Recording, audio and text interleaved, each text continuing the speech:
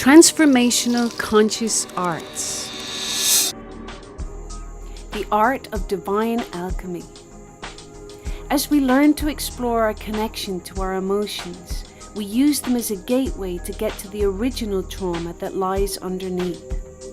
Once we get there, we learn to embrace the pure, deep, raw feeling so that it can be transformed and released by the intelligence itself.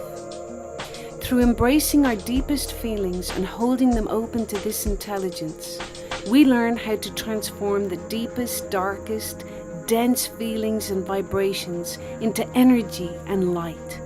The intelligence of this energy can transform any trauma once it has been fully embraced.